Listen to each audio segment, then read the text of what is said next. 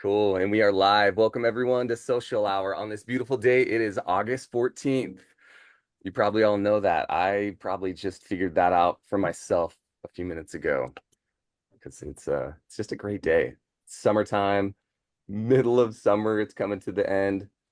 How are you doing, Alex? How are you doing today? I am great. I get to seeing, well, one, the scorching heat, where I feel like fall is trying to creep in a little bit, but we still have some hot days. And then I'm thinking about Philly and getting out there and hanging out with you Oh yeah. and a few others here. Philly's going to be so fun. We're going to be out there. Well, I'm going to be out there for a week. So actually probably going to talk more about Philly. We've got a big group that's going to be joining us today. So it's going to be a lot of fun. Um, we've got with us right now, I mean, obviously, we've got Jackie Capreus, we've got Heather Green, and we have Trenton Strode. And some of you may know Jackie and Heather, may not, maybe might not know Trenton as well. But Trenton has written a couple articles for AAPC the magazine. I said it right this time. AAPC the magazine, and he actually has an article that's coming up in the next issue, September's issue, and it's about CDI. So we wanted to give Trenton just a second to kind of talk about your article briefly, and then have Jackie and Heather comment on it because they're CDI experts. So, and Alex is also. So Alex will comment on that as well. If you want Trenton, your facility to fail miserably, count on me to be your expert. expert. So Trenton, tell us a little bit about the article and kind of what inspired it, maybe. Well, awesome. Let me introduce myself, of course. My name is Trenton Strode. I am the local chapter president for AAPC Cookeville, Tennessee. So I'm the chapter president there, along with my excellent team that we have in Cookeville. Yeah, well, personally, just about myself, I came into medical billing and coding about a year and a half ago. Brand new to the field. My background is as a certified pharmacy technician, an advanced technician at that. I'm proud of that. And I decided to just branch out into medical billing and coding while my grandmother, I was taking care of her on hospice care from her home. I had to quit my job and it was taking care of her from here in her home that I grew up in here in Cookville. And that was just, I had seen an ad about AAPC one time. I didn't know exactly what medical billing and coding was. I just seen it. I'm one of those people I'm very much opportunistic. I just jumped on it. I was bored, didn't have anything to do. So I became a medical biller and coder just in my off time while I was doing that. And as I was going along throughout as a CPCA, I was finding jobs quite difficult for the CPCs with apprenticeship to get into the field and find their foot into the door. I became frustrated about it. So when I become frustrated about something, I like to write. That's just how I've always been since I've grown up. That's how my grandparents taught me how to be. Is very much educationally advanced and just try to keep myself sharp. So voice your opinion through writing. So that's what I did. And I just said, I started not necessarily griping, but just trying to come to a constructive way to highlight the value of CPCAs and what they could possibly bring to the table in the world of medical billing and coding. And that's what I just wanted to highlight and focus on. And I felt like it made a resonance. I can tell you, I thank AAPC because from the moment that AAPC, the magazine, was posted this month, I have received many of communications from fellow members thanking me for my contribution. And I just say thank you to them because I never thought that that was going to be such a big importance to so many CPCAs was to see that reflected. And not only that article, but the entire magazine had a focus this month around developing and education this month. And that was, I wouldn't say surprising. We normally focus on that, but it was a surprise to me, definitely to have that kind of focus there. So I appreciate AAPC for doing that. And the news for next month about CDI, it kind of came in the same way. I received my CPC or CPB license, or excuse me, certification first. Um, I did the program together, the CPC B and the C together. So that was the program package that I purchased together through the advice of the counselors at AAPC. The guy on the phone, I wish I knew his name specifically so I could shout him out. But he told me do the CPB first, then go CPC. I took his advice. That's what I did. I went that route and I said, hey, I was a little bit lacking on E&M. So I decided to do this CMEC credential. I said, hey, I don't really like CPT that much. Let's see what CRC does and go ICD 10 route. Went that way with CRC. And then I said, CDI is kind of where I started focusing in on documentation, because I said if documentation is there, you can go anywhere. You can do exactly what you need to do if that documentation is where it needs to be. A1 100%. Do all you need to can do, contribute that value into that patient care through that documentation. Because once you do that, the coders can code, the billers can bill. You can do everything you want to. So I said, let's harness in on CDI and do that. Then I started finding that same barrier when it came across to employment opportunities in the clinical documentation realm that really hinge on the RN licensure for that role. And not to me to have gripe, but I started writing about that and started thinking a little bit and saying, if we have a nursing shortage in this country, why are we having nurses step outside the patient care role when that's where they need to be?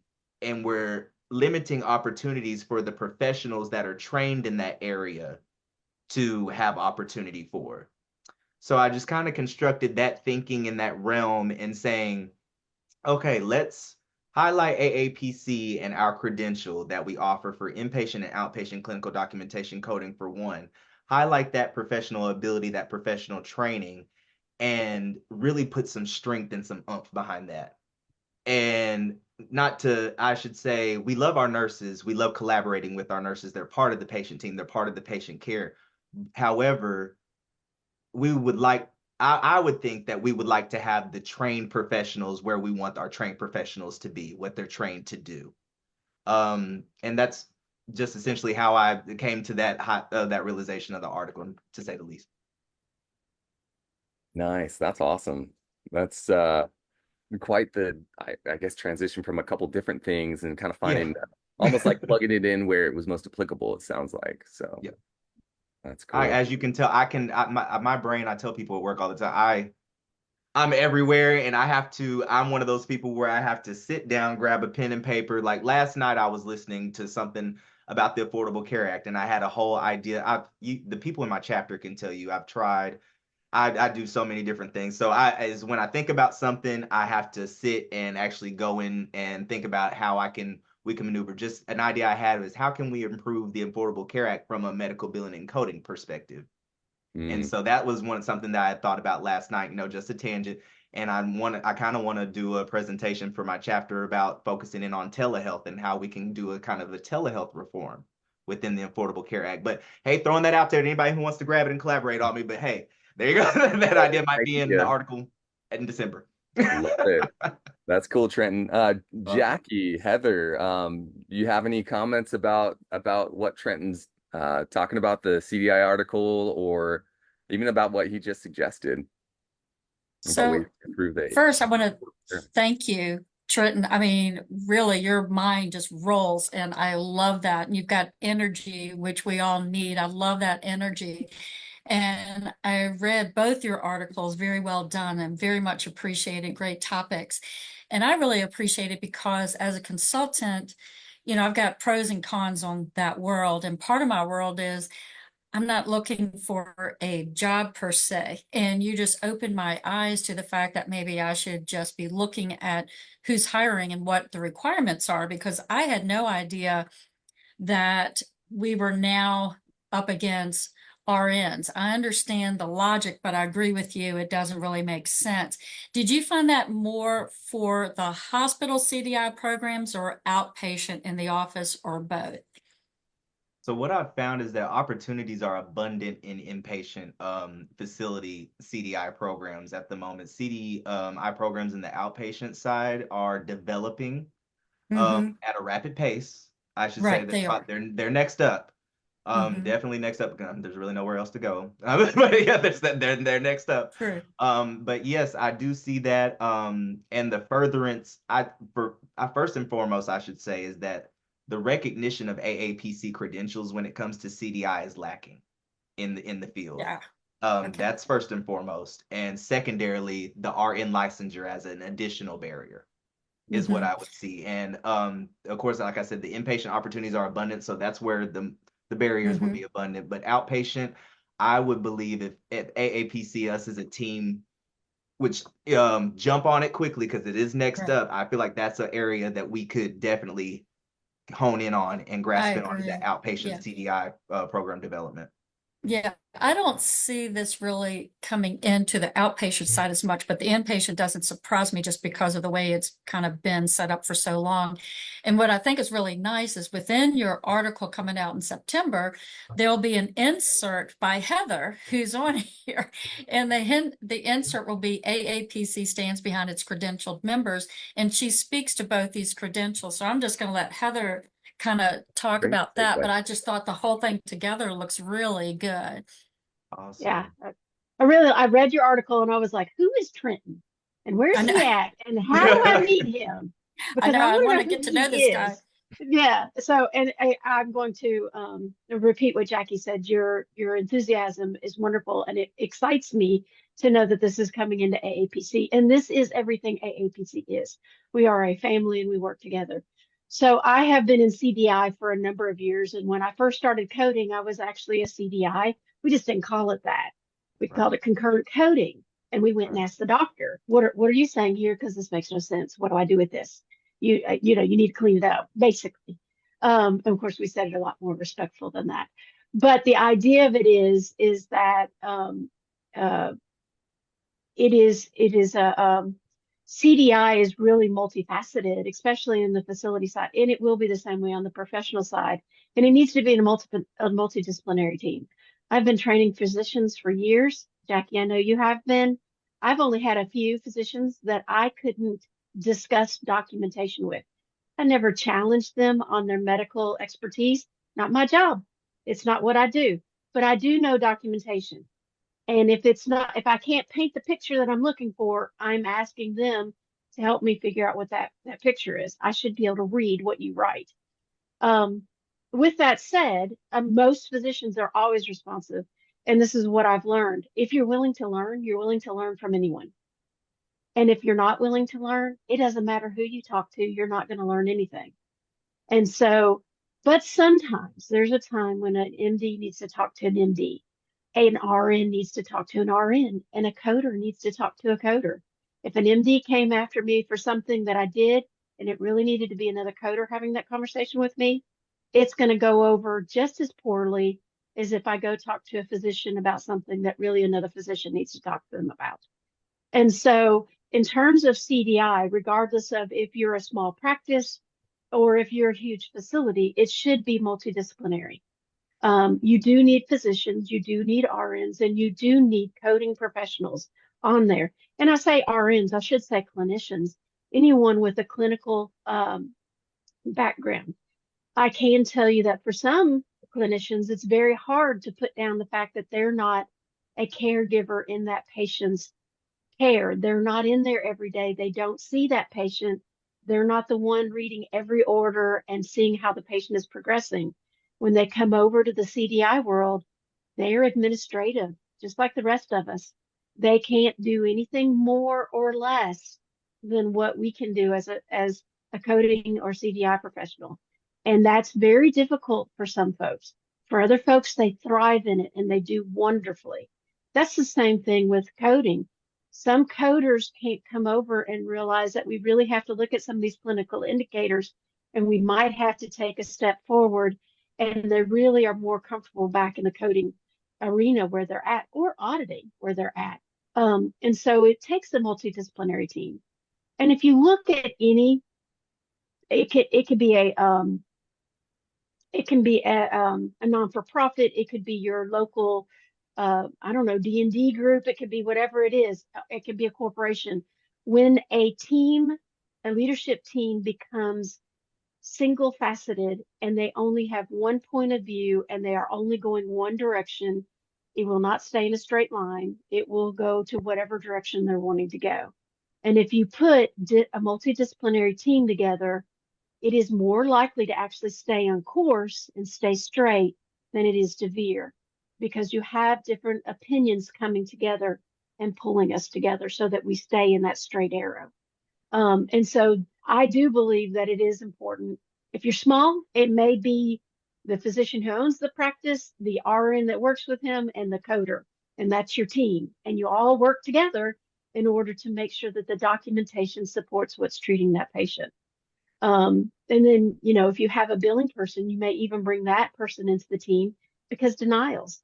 And one of the biggest things I see across the board is you have all these denials. Has anyone spoken to the physician about why? You know, what's going on? Could they change their documentation and stop the denials? Oh, oh, yeah, yeah, talk to them. So you need to be talking to you. So Mhm. again, multidisciplinary is very, very important. I do believe that facilities that feel like they are only going to hire RNs are missing out on very educated, well-trained people who could do the job very well. And that I agree with you 100% about that. It should be open. It should be the best person for the role. You don't have to be I'm not a clinician. I don't want to be a clinician, but I can read a chart. I am clinical. I do know what these things mean. I do know what the outcome should look like. And I've looked at charts when I've handed it to a physician, another physician, and they couldn't even tell what was happening. So documentation is important. And so to be able to read it, it takes a skill set. Not necessarily everyone has that skill set to have it. And for RNs, though, they may know some of that, they may not as well, um, uh, because it's a lot of it is being able to say, okay, I don't know this and I need to go research it. So I have to be able to go find it. And for uh, some folks, it's very difficult, and even for some coders. So I can't just, you know, knock my RN friends. Mhm. It is for anybody who's not willing to research. This is a bad job for you because you're going to spend a lot of time learning. That's what you're going Yeah, to do the entire time. you do. It's a constant CDI is a constant CEU. That's what Mhm. I think we should put that on a shirt. There you That's go. awesome. It's a constant CDU, yeah, or CEU, excuse me. Yeah. But yeah, Yeah. I agree with you, Heather. I think the gist of both of those articles that were written are that the workforce is missing out. The healthcare business workforce is missing out within CPCAs, and of course the inclusion of our CDEO and CDI credentials in their job searches, and putting barriers to job searches only puts barriers to the actual employers as well and the talent that they bring in. Mm. So I think that was the gist of those articles. And you know, speaking to your CPCA, we are now starting to see some facilities who will hire on CPCAs. They have a strong training program. You've Mhm. passed an extremely difficult test. We have some of the best tests in the industry. We know this. And when you have passed that test, you exhibit the ability to learn some what we would consider basic skill sets for coding, but they're intricate and they're difficult. And these questions are meant to produce professionals. And so what they're finding is that hiring their CPCAs, then they can train them to be what they need them to be in that facility, be it a teaching facility or if they have a specialty. So then they know that they can work with them to get them going. So we're seeing a move towards that. But again, you're correct. It's about understanding what our credentials are and what they represent and who has them. Right. I have a question for Trenton. Hmm. First off, if you're a CPCA looking for your first job, you need to check out Trenton's article in this month's magazine, page 54, Unlock the Potential CPCAs. Trenton, there are CPCAs watching right now who are like, how do I get my first job? What do I do? And what would you say to them? I'm just gonna tell you my story, okay? Because this is the AAPC tried and true story, and I'm gonna tell it. I'm gonna tell it every time. My chapter probably gets sick of me of telling it, but when I became an AAPC member and I first got my CPB and then went into the CPC, I joined my local chapter. By the grace of God, I think is what happened was that I seen an email blast go out for the job I currently have right now. A year and a half ago, I still have this job, and it was from the secretary from our local chapter. She is now and has always been my director at my current revenue cycle management job that I always have. So my director, lady, 3, 4 steps up from me where I work right now. I work directly with her once a month, a couple times a month, doing AAPC organizational things. That's a blessing. That connection, that network. So automatically, from the instant I joined an AAPC chapter, I had a job as a CPB. Never worked as a CPB before, never did any revenue. I remember I'm a certified pharmacy tech. So this is my first job. So this was my foot through the door that way. It doesn't work as easily and as, heaven sent for some as others. I've seen on LinkedIn multiple, this is actually what I'm trying to do to get my first coding position right now, is that I've seen on LinkedIn some other members who have kept tally of all of the applications they put in over a certain time period of time, and kind of the classification, if they were entry level, if they accepted CPCAs, things like that. And they would post every single week on LinkedIn about what they're doing. And that garnered attention from them, from employers too, as well, and to get them to look at their resume, well, innovative ideas in order to do that. But in my chapter, local chapter story was that exactly that. I went into our October meeting, our fallback meeting that year, and I was just wanting to get involved with the chapter. I walked out the president for this year for that chapter. And so I've been serving as president for my local chapter this entire year as well. We've grown our chapter a lot. We've done many different things since previous administrations, I guess, that we've done, but nothing too super different. Our goal as a local, I'd say, get involved. That'll help you get your first job, to answer that question. But get involved with that local chapter. I'm super big on local chapters. Just not just because I'm a president, just because the area that I live in, I'm trying to be quick, but the area that I live in, we're within 3 different metropolitan areas in Tennessee: Nashville, Knoxville, and Chattanooga. Those metropolitan areas pay, a nice amount for medical billing coders. The area we live in does not, just to say the least.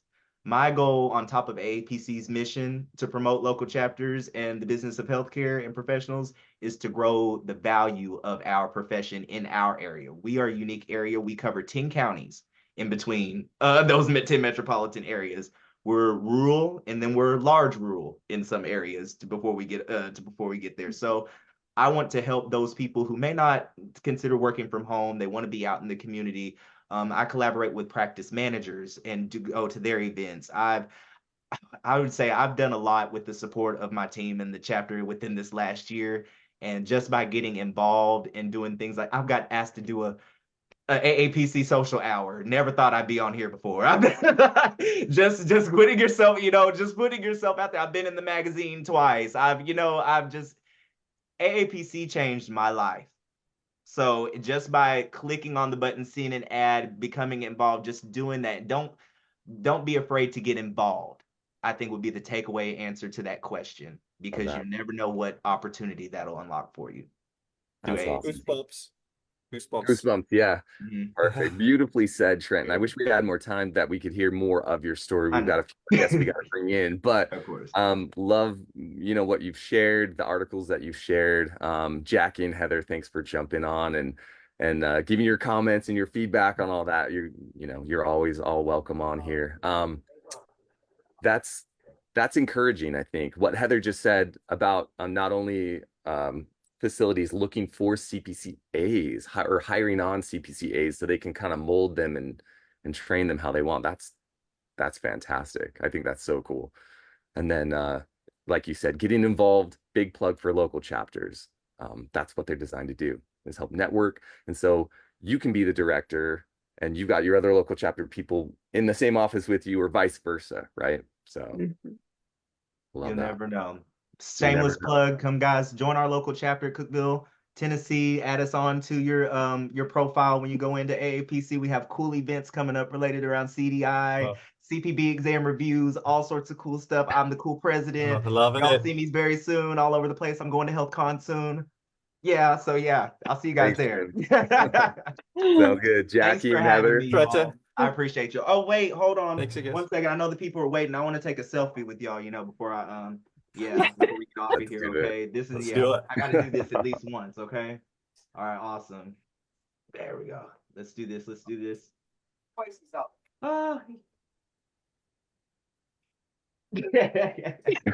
You're awesome, Trenton. See you guys. Love it. See ya. Jackie and Thanks, Heather. Thanks again too. Thanks. Bye, guys. See ya. Cool story, Alex. I That really like was the awesome. story. He walked in the Oh, local chapter meeting, walked out the president. oh, I love it. I'm gonna have to grab him for our IMAPC interview. That'd be great. Yeah, let's see if we can, well, So Philly good. close. Maybe next conference. Well, let's let in Yep. the rest of our guests. We've got some NAB members with us. They're just waiting in the waiting room patiently. We've got an emerging leaders program that they're going to be talking about. So, with no further ado, bring in Becky Strom, Rita Genovese, Stephanie Tam, and Stephanie Thabarge, who's currently at camp. She says, Camp the barge. Camp Thabarge. There she is. What time are we doing s'mores, Stephanie, the barge? Oh, yes. You know what I bought? I bought those fudge stripe cookies and I'm gonna do the s'mores with the fudge stripe. Yeah, instead of graham crackers, we're gonna go a little different.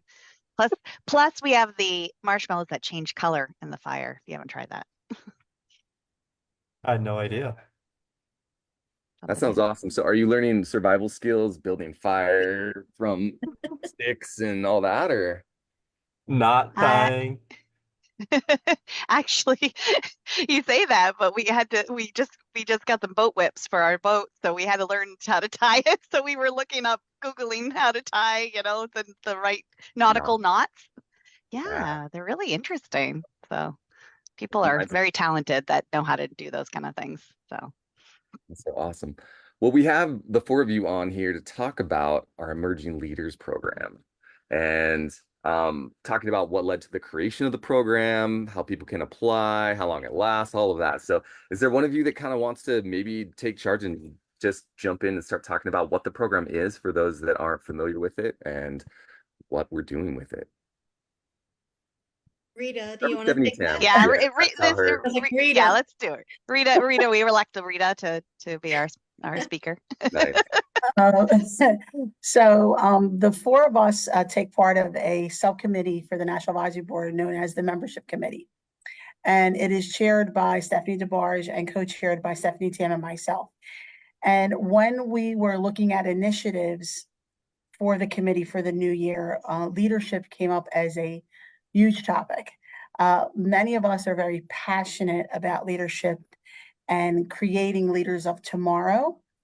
So this became something of a more so a labor of love for the membership committee because we wanted to do it as a team to be able to promote what we needed to do for our members of today to grow within their career. So each one of us had kind of a little bit of a piece on research and doing things and putting it together. So we had a subcommittee for policies, we had a subcommittee for faculty, and a subcommittee for application processes. And we got together, and it's tentatively like a 12-month course, but it kind of ends at 11 months, if you can kind of understand that, because we have to do the grading and presentations and so forth.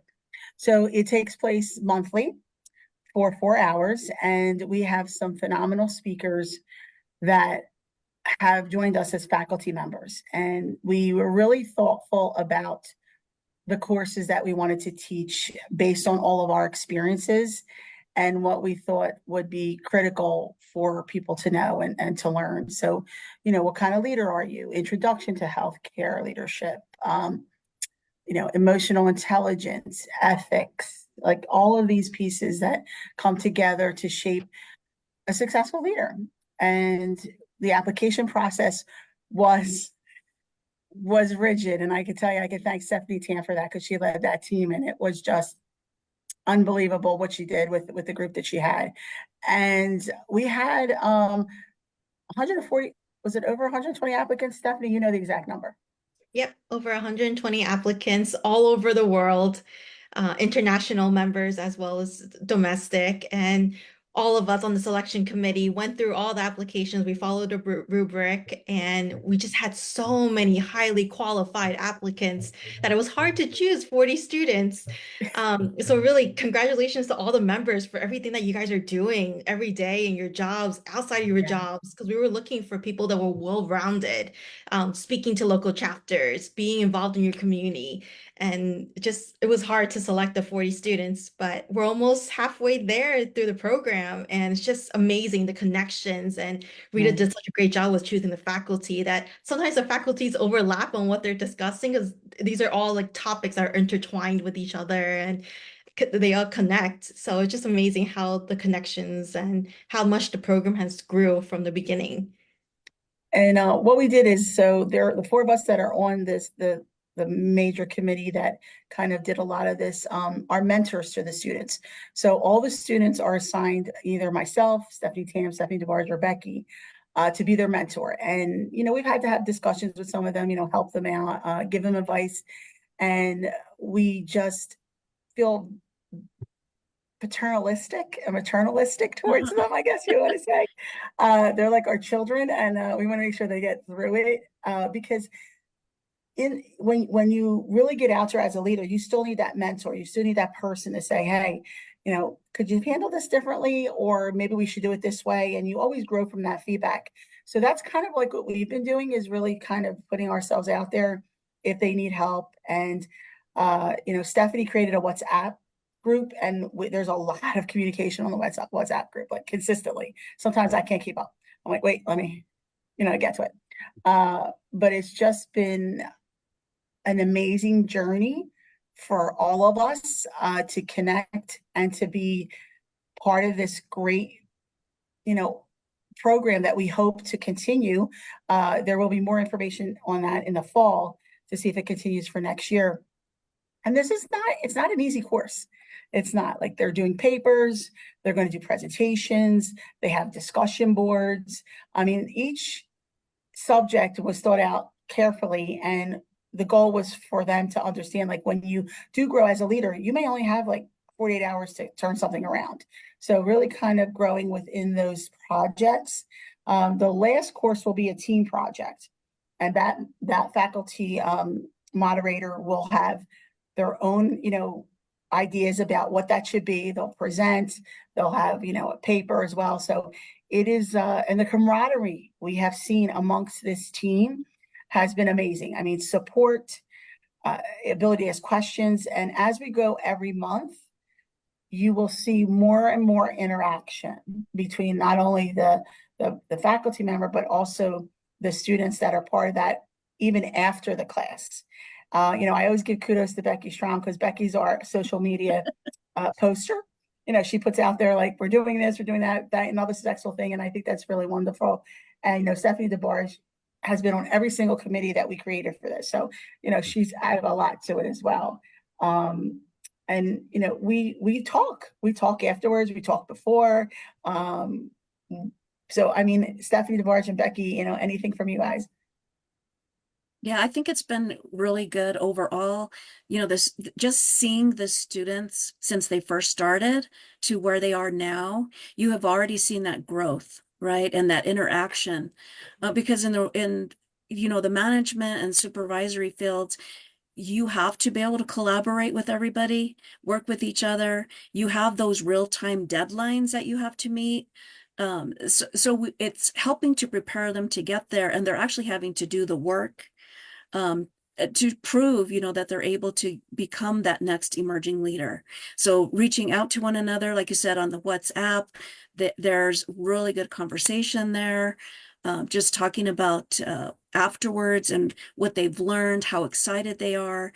We see the comments on Facebook, on LinkedIn, and just really positive, the feedback that we've had, have gotten back from all of them. It's been rewarding for myself as well to see them grow, and being having our 10 that we work with and being their mentor has been great as well for me. So you said having your 10 that you work with. I'm curious about the format of these classes. So are the four of you switching off different topics, or how's that working? You each have 10 students of the 40? We each have 10 students. Same curriculum? Yeah. So the curriculum is based off of all these topics, but there are 12 different faculty members, and some of them you're aware of, right? We had Corella Lumpkins. I taught a course. Rhonda Buckles, Mike Misko, Jessica Dobbs, Linda Hallstrom, Marianne Durling. Jacob, Jacob. And Colleen, Yes, Jacob. Yeah. and I'm like, I'm Pam. going through Warren. the curriculum Big in my list. head. Yeah. Big So list. Pam, Yeah. Warren as well, Marianne. and Jean, and there's so many people that have dedicated their time to this program, Yeah. just to be part of it, to have our leaders grow. From a mentorship perspective, each one of us has the 10 students that if they have an issue or they want clarity or they just want to talk, they would reach out to one of us who has been assigned to them. So we have those 10 core students that You report four are out to us. mentors. Yeah. Right. Mentors slash, do you do some of the Exactly. instruction or is it all the other? I've Read it. taught a class. Yeah. Oh, I know you. The I rest know of you us aren't. We talk didn't about all this teach yet. stuff, even at conference, giving the professionalism course or Yeah. talks, all that But stuff. what's really cool is that when we are on the session, so one of us, there's always at least two of us, but most of the time there's four of us on the session, and one person does the background, attendance, moderation, and most of the time it's Stephanie Tam because she's the IT guru. And then I usually do the questions, and if Stephanie or Becky will do that as well. So kind of, hey, we have a question in the chat box, and address it to the teacher. So we work really well together. We're kind of coordinated really well, and you learn every time you do a session. Like, oh, we need to do that, or oh, we need to put that in the next time. So it is a growing pains for us as well. I wouldn't say pains, that would be like twinges about how we fix things. Yeah, So, And I love how, Oh. go ahead. Sorry. I was gonna say each of like the faculty, they have their own teaching styles, Yeah. and sometimes we do like discussions, and sometimes we do breakout rooms, and they talk among themselves, or sometimes we just put stuff in the chat and we talk from there. So each instructor, depending on how they like to run their classes, how we do it. And what were you each gonna emerging say? leader they're not all outgoing, they're different, personalities as well. So it's nice to see like, oh, look at this person talk this time and they haven't talked at all, and it is nice to see that Merging. kind of trade-off. Their The leadership interesting skills thing, are emerging. Uh, Right. yeah, just I had a question just as far as so if I'm watching this right now and I'm like, oh, this emerging leaders program sounds cool, sounds like some skills that I'd like to, learn or would be beneficial. What is the best way to get involved and when can I get involved? Sound like you had 120 people apply this time. Is there a deadline? Tell me a little bit about that. Steph, go ahead. Oh, so we don't know much details, but more to come, definitely in the late fall. Yeah. So look out, make sure that in your profile and preferences in your AAPC profile is up to date. Your email address, your mailing address, your phone number, just so you always get the most up-to-date information from AAPC. And so And- this Yeah, and we'll be group of putting things classes out there when. ends. Yeah. Sorry. I was Sorry, just I was just when gonna does say. the group end and then the next one start? There's a little delay. Sorry about that. I know. So Yeah. the session, the course goes up until before conference. So conference, we will announce all of the students who have completed the course. But prior to that, in the fall, we'll have an information about how to apply if we're able to move forward with this. And it is a huge application process. I mean, you have to have letters of reference. Why do you want to be in this program? So there's very thought out questions. Yeah. And Yeah, what it's a is resume. Sorry. end result? Is there is it CEUs? Is it a certificate? What's the kind of give us a little bit of that, what the end result looks like? So it's basically you're graduating from the program. So you will get a special certificate saying that you've gone through this course and that you technically graduated from this year of the leadership program. And you will be announced as having that certificate. So it's exciting. A lot of us have gone through courses like this where we work, more of like a transformative leadership program. And we tried to model that on all of our experiences to kind of create that for our members. Yeah, because it's going to help them in their jobs if they, to help them gain a leadership, position in their current job, because they're not all in leadership roles. This is aspiring leaders, right? Leaders that are just trying to grow and grow within their own company. So Rita, they'll get a certificate. We're going to be writing an article about them. We're going to have, you know, they'll have, obviously we want to get their buy-in, their talk about it. What do they think about the whole program? So I'm sure we'll have a social hour with a few emerging leaders. So you know, as we get closer, that's our plan, is to really get them out there and seeing everyone. Yeah. Be cool to kind of And track then this And then movement. Dave really, even afterwards, right? They know that they have someone that they can contact and continue to work with and help answer questions for them, even as they graduate from the program. We're always here to support them. That's one of the things, our members are very important to us. And when they brought this to us of having something more for those emerging leaders, we're still here. We're still here to help them even afterwards. Awesome. And that's so valuable. I mean, the four of you to have direct access to any one of you for just to pick your brains or whatever in the industry is awesome. So such a valuable, I mean, it makes sense why you vet them so thoroughly because Well, and each other too, direct you know, like access.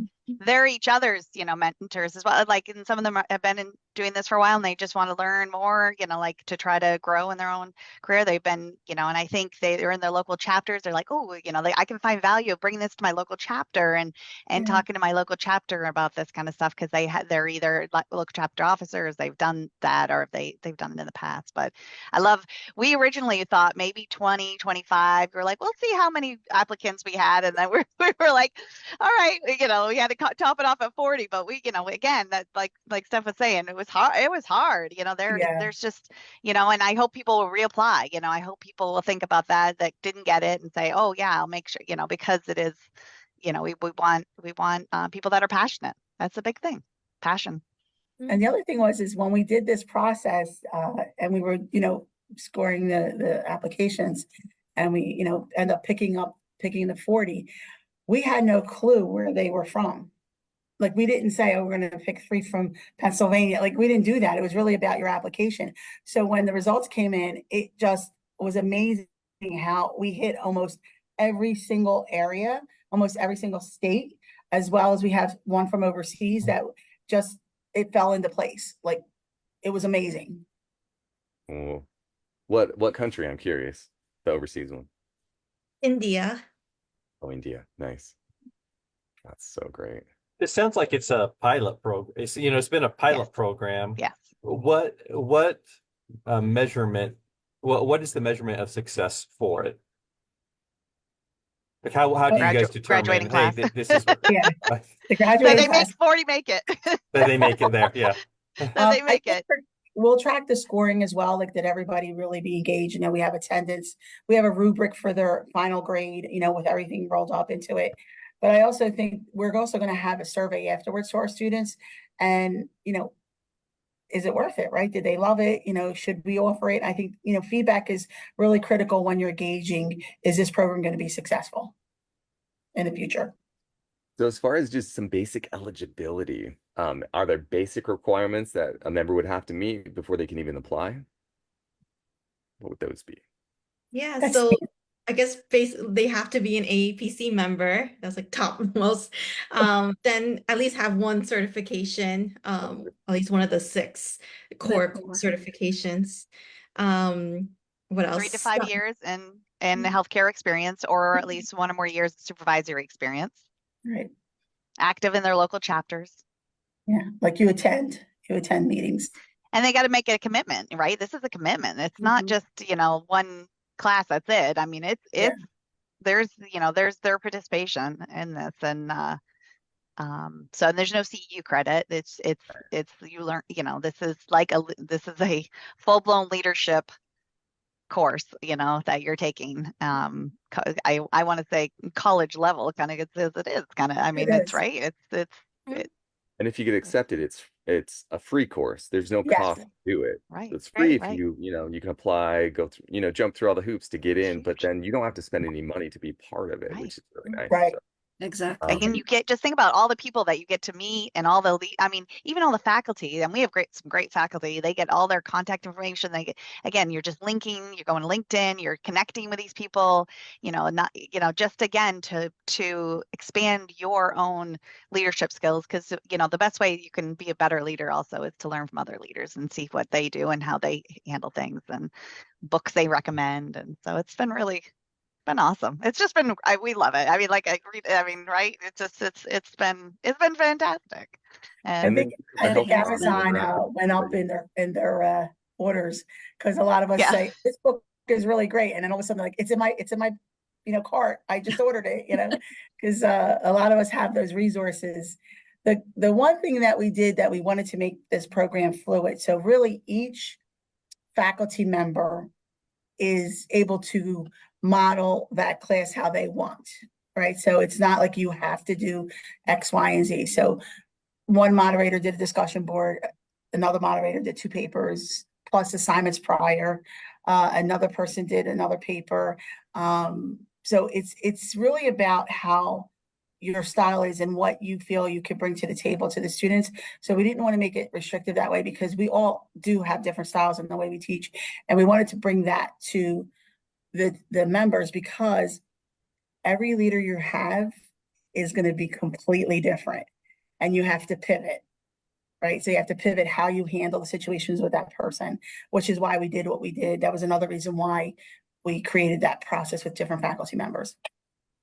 That's perfect. Allowing some flexibility so that your style or their style can complement whatever style of the learners, or the class. That's cool. I think that's smart to keep it flexible that way, especially with topics that are like this, that are so, relatively open-ended topics. So really you could pull in so many different examples and styles and teach about I'll just talk, yeah, social some media. of our classes that we have, like like Rita had mentioned, but team building, we just had the one last week was about team building and collaboration, and how do you, different people and their different, Like games, motion. Yeah, so many different ways. Yeah. The next month we're talking about strategic thinking and decision making. So that's going to be our next month. So it's just everything's kind of we really did think it through as far as how all these different, the communication skills, the healthcare policy and advocacy, like patient experience and service quality. These are different modules that we're doing throughout this the 10 modules, and then we have the big project at the end. And it's been a fascinating journey, and the whole entire membership committee gave a piece of this, right? Like although there were some of us that led the teams, they all contributed and were really involved in so much of this, and their opinions and what they felt would work. So it's yes, you see we're the 4 faces of it, but there's many people on our membership committee that we're part of this. All working on it. Yeah, that's awesome. Cool. And So AAPC has been very supportive too, Yes. like for us doing this and giving us the Yes. platform, doing it on the Blackboard, like that. So that's been really helpful because, just Yeah. being able to pull that together. So it's been phenomenal. Yeah, Shout and out to Brian. Yeah. Brian Shout out to Van- Brian and Shelley Cronin, because Shelley was also instrumental in the Blackboard. They're both great. Yeah, that's awesome. Yeah. Saturday mornings or evenings, right? Is that when the classes are? Saturday mornings usually. There's some weekday ones because of the faculty, but most of them are Saturday mornings for 2 hours. And then after that, the students have an assignment to do. Usually it's a reflection paper or like answering a question about what they learned in class. So really it's a great time to apply what they learned during that session to the paper. Yeah, that's awesome. Cool. And it's also educating them about timelines, right? Like you're not going to have someone tell you your assignments due on Saturday or on Friday, when you're working in a C-suite, right? Or in the corporate level. So it's really about, working with them about timelines and understanding that it is your personal responsibility to ensure that everything is complete and delivered by the date it's due. Yeah. Developing some good habits Yes. for these emerging leaders. I love it. Maybe I'll join it. Maybe I'll apply and see if I can get in. Alex is for sure going to. I can already see the look on his face. I am curious. So what committee, because NAB has several committees that work on projects like this. What committee did this come out of? The membership. Membership committee. Okay. All right.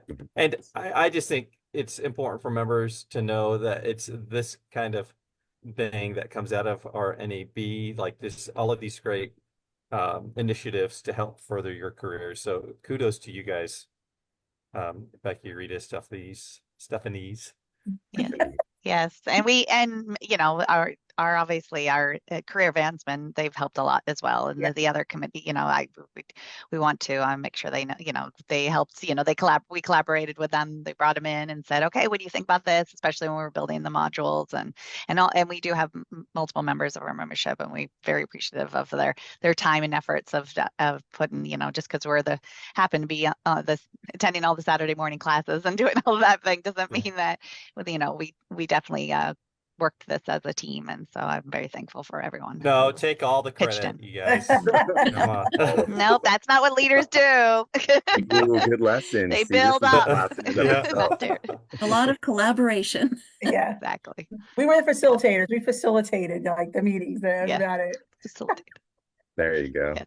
Well, cool. It's been so fun having you on. Any last words, Alex? Do you have any last words about the Emerging Leaders Program? I threw the link to that talks about kind of the info on the AAPC page. Yeah. The link is in the on Facebook. Should be in the chat Oh, there. You can check I it know out. that you and I will be talking about it when that comes up again. And I'm gonna ask around. I'm in the office today, so I'm gonna ask around and see what I can find out. Maybe there's something to say about it. You can get But in. yeah. Yeah. Cool. Hey, Ed, real quick, Trenton is asking about what I said before he exited about IMC.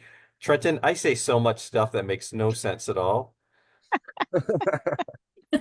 I'm not sure what I said, but I'm going to be reaching out to you, Trenton, because we want to talk to you more.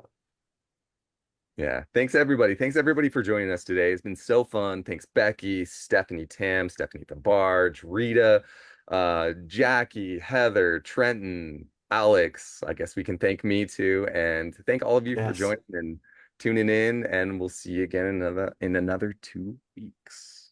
Have a great summer. Take care, And if you're everyone. coming to Philly, Everybody. we'll see you in Philly.